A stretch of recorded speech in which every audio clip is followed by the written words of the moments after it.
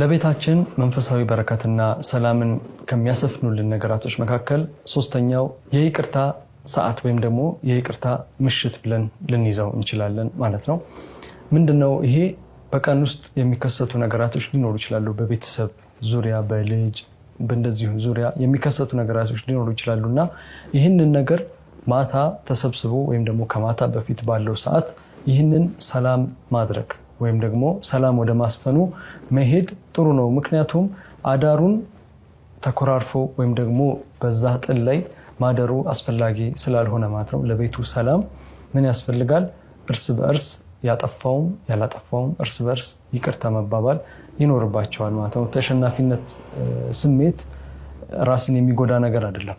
እኔ ተሸንፌያለሁ፣ ለምን እኔ ይቅርታ እለዋለሁ፣ እሱ አጥፍቶብኝ እኔ ለምን ይቅርታ እለዋለሁ የሚል ነገር ራሳችንን እንድንሸነፍ ያደረገ ወይም ደግሞ የተሸነፍን ስሜት ሊሰማን ይችላል። ነገር ግን ይሄ የመሸነፍ ስሜት ሳይሆን የማሸነፍ ስሜት ነውና የሚሆነው በይቅርታ ነገራቶችን ማለፍ ይቅር መባባል ይኖርብናል ማለት ነው፣ ቤታችን ላይ ሰላም ለማስፈን። ሁለተኛው ደግሞ ቤታችን ውስጥ ሰላምን እንዲሁም ደግሞ መንፈሳዊ እርካታን መንፈሳዊ ሰላምን የምናገኝበት ነገር ምንድነው? ቤት ውስጥ ቁርአንን ወይም ደግሞ ዚክሮችን ማለት ቁርአንን መቅራት ዚክሮችን ማለት እንዲሁም ደግሞ መክፈት በቲቪ ሊሆን ይችላል፣ በስፒከር ሊሆን ይችላል። እነዚህ ነገር መክፈት ለቤታችን ሰላም የሚሰጠን ነገር ነው።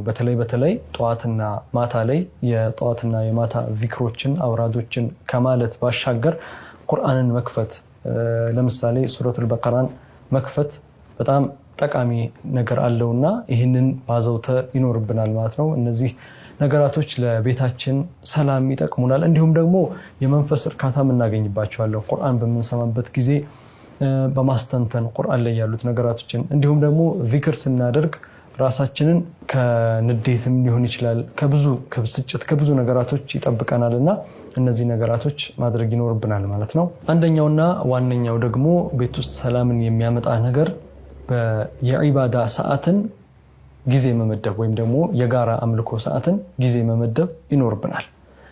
የጋራ አምልኮ ሰዓትን ጊዜ መመደብ ማለት ምን ማለት ነው? ከሚሰገዱ 5 አውቃት ሶላቶች መካከል አባት ከልጆቹ ጋር ከቤተሰቦቹ ጋር ተሰብስቦ በጀማዓ ሶላትን ማሰገድ እንዲሁም ደግሞ የቁርአን ስነ ስርዓቶችን የዒልም ስነ ስርዓቶችን በጋራ ሰዓት መድበውለት ቁጭ ብለው መማር ማለት ነው። ይሄ ምንን ይከፍታል?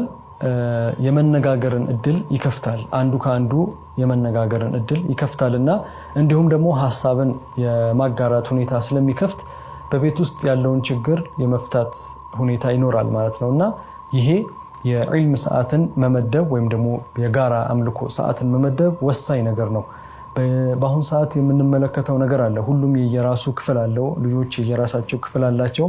ለብቻ እንዲሁም ባንድ ላይ ሳይሆን ለብቻ የራሳቸው ክፍል አላቸውና በዚህ የተነሳ ሁሉም ሚስጥረኛ ይሆናል። ራሱን ብቻ የማዳመጥ ሁኔታ ይኖርበታል።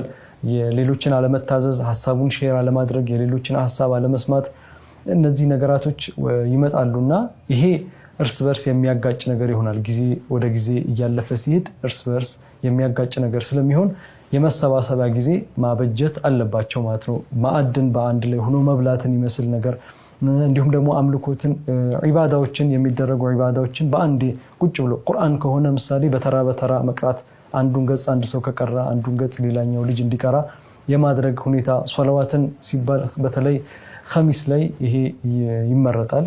ሶላዋት ቁጭ ብለው ማለት ዱዓ ፕሮግራም ማለት ነው መዘጋጀት። ይሄ ለቤት ውስጥ ሰላም እንዲሁም ደግሞ ለእርስ በእርስ መነጋገር ችግርን የመፍታት ጊዜ ይሆናልና ይህን ነገር መላመድ አለበት፣ ልምምድ ማድረግ አለብን በዚህ ጉዳይ ላይ ማለት ነው። ስለዚህ እነዚህ ነገራቶች መጠቀም ይኖርብናል። ኢንሻአላህ ለዛሬ ያዝንላችሁ ፕሮግራም ይህንን ይመስል ነበረ። በቀጣይ ሌላ ምርጥ ፕሮግራም ይዘንላችሁ ወደ እናንተ የምናልፍ ይሆናል። ከቀሪ የሚስኩ ሱና ፕሮግራም እንዲሁም ደግሞ የአሱና ቲቪ ፕሮግራሞች ጋር አብራችሁ እንድትቆዩ በአክብሮት እንጋብዛለን። ወሰላሙ አለይኩም ወራህመቱላሂ ወበረካቱ።